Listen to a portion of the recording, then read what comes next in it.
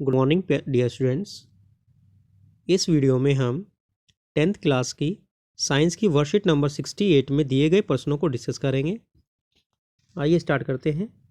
पहला प्रश्न है, इनके द्वारा किए जाने वाले कार्य लिखिए। फर्स्ट दिया गया है वृषण। तो वृषण का कार्य क्या है? वृषाणु में शुक्राणु का निर्माण होता है।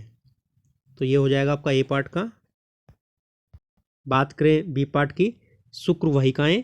तो शुक्र वाहिकाएं क्या होती हैं?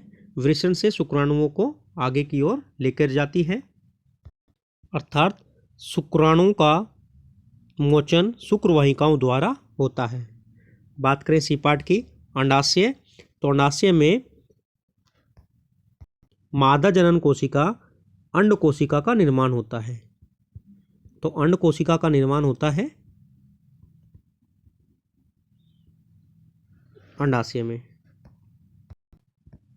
अब बात करते हैं अंडवाहिका की।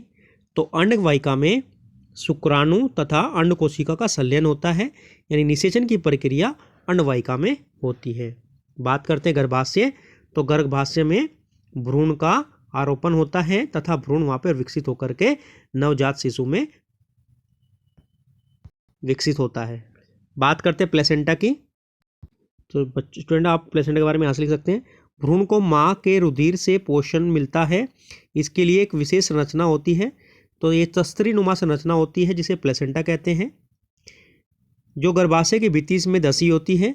इसमें भ्रूण की ओर से उत्तक में प्रवर्ध होते हैं। माँ के उत्तक में रिक्तस्थान होते हैं जो प्रवर्ध को आच्छादित करते हैं। यह माँ से तो यहाँ से आप इसका आंसर लिखेंगे, यह माँ से भ्रूण को ग्लूकोजन एवं अन्य पदार्थों के स्थानांतरण हेतु एक वृहद क्षेत्र प्रदान करते हैं। विकासशील भ्रूण द्वारा अपशिष्ट पदार्थ का उत्पन्न होते हैं, जिनका निपटारण उन्हें प्लेसेंटा के माध्यम से माँ के रुधिर में स्थानांतरण द्वारा होता है। तो ये आपका हो जाएगा प्लेसेंटा के कार्य। अब बात करते हैं क्वेश्चन नंबर 2 की, वृषण उदर गुहा के बाहर क्यों स्थित होते हैं? तो बच्चों सेकंड क्वेश्चन का आंसर आप यहां से लिख सकते हैं, या उदर गुहा के बाहर वृषण कोश में स्थित होते हैं। इसका कारण यह है कि शुक्राणु के उत्पादन के लिए आवश्यक ताप शरीर के ताप से कम होता है। तो क्वेश्चन नंबर 2 का आंसर आप लोग यहां से लिख सकते हैं। इसके बाद क्वेश्चन नंबर 3 है, भ्रूण के रोपण के बाद गर्भाशय में क्या परिवर्तन आते हैं?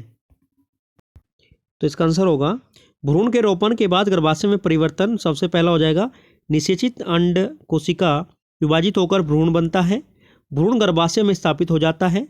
भ्रूण लगातार विभाजित होकर वृद्धि करता है तथा अंगों का विकास करता है। सेकंड इसमें हम लिख लेंगे, माँ का शरीर गर्भ धारण की प्रत्येक माह तैयारी करता है। गर्भाशय भित्ति उत्तक जमाव से मोटी होने लगती है। तो यहाँ से आप लिख सकते हैं क्वेश्चन नंबर 3 का आंसर। बात करते हैं क्वेश्चन नंबर 4 की, मादा जनन तंत्र के उस अंग का नाम लिखिए जहाँ निषेचन होता है। तो इसका आंसर आ जाएगा अंडवाहिका। तो अंडवाहिका जिसको कि हम फैलोपियन ट्यूब भी कहते हैं, वहाँ पर निषेचन की प्रक्रिया होती है। तो स्टूडेंट्स ये आपके वर्कशीट नंबर 68 के प्रश्न थे, आप इनको ध्यान से करेंगे। मिलते हैं अगले वीडियो के साथ।